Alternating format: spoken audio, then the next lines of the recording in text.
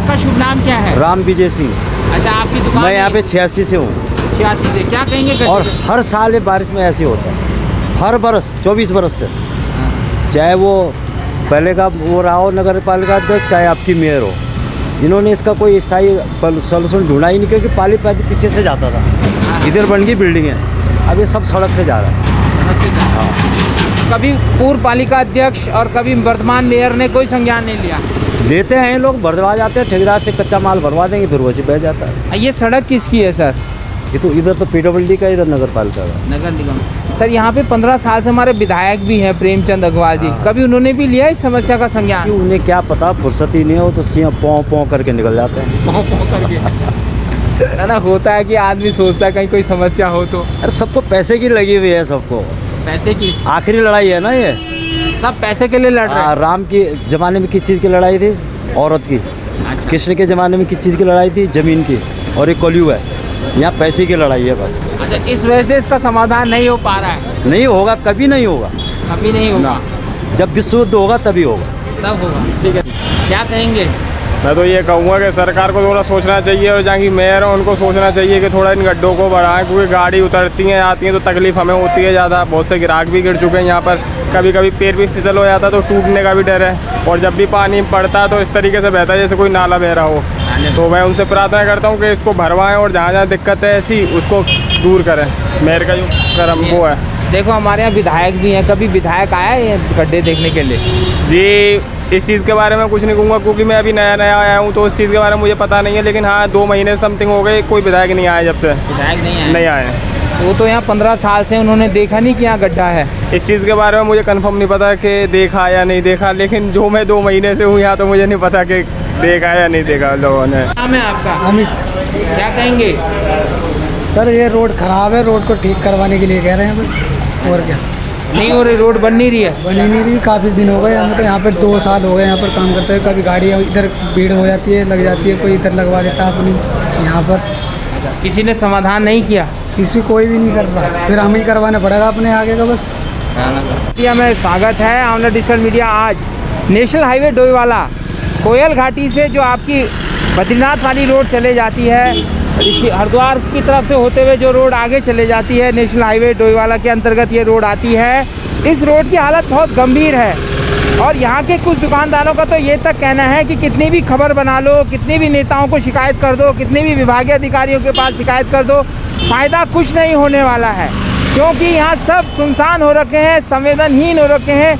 आते हैं, देखते हैं, थोड़ा सा सुधार करते हैं, उसके बाद चले जाते हैं। लेकिन जो स्थायी सुधार है, स्थायी सुधार नहीं हो पाता, उसकी वजह से जो है यहाँ पे खड्डे पड़ जाते हैं। खड्डे पड़ भी गए हैं, लोग इतने दुखी हैं, दुकानदार इतने दुखी हैं कि आज आने वाले समय में जब भी यहाँ बारिश होती है, जब भी बारिश से ये लबालब हो जाता है, पता नहीं चल पाता है कि आखिर पानी कितना गहरा है और यहाँ पे कितना गहरा गड्ढा है, लग नहीं पता अंदाज़ा। और जो भी नया आदमी यहाँ पे आता है वो गिर जाता है, उसकी वजह से चोटिल हो जाता है, और यहाँ के दुकानदारों का काफ़ी समस्या का सामना करना पड़ता है।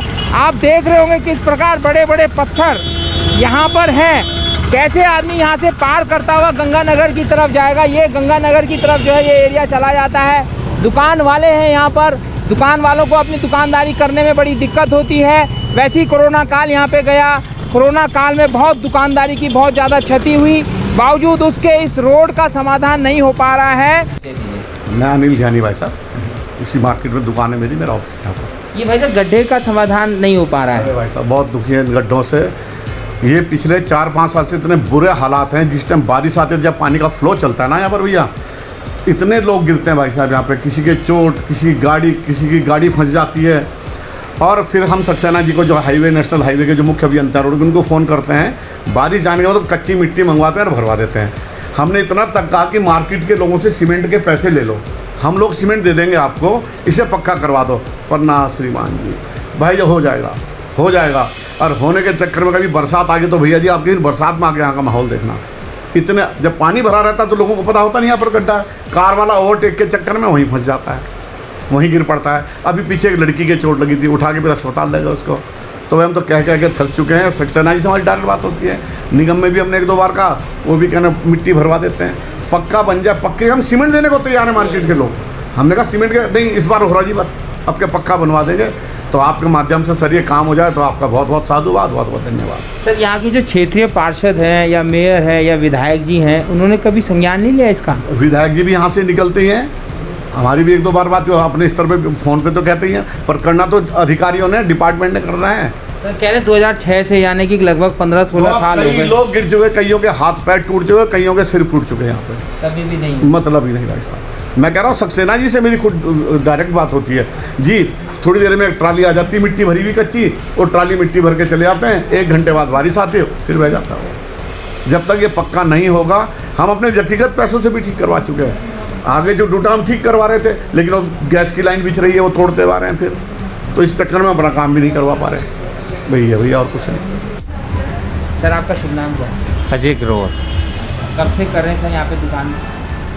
2002 से 2002 से, लगभग 19 साल हो गए हैं। 19 साल। सर गड्ढे को कितने साल हो गए आपकी दुकान के? गड्ढे को तो लगभग 8-10 साल से तो हम लोग हर साल इसे ठीक करवाते हैं, और फिर बारिश आती है, फिर ठीक हो जाता है, या कोई ख़राब हो जाता है, और या फिर कोई 4G की कभी लाइन बीत जाती है, कभी 5G की लाइन बीत जाती है, कभी कोई पानी वाली लाइन हो जाती है, वो खोदते हैं और उसकी वजह से वो गड्ढा फिर दोबारा से बड़ा हो जाता है।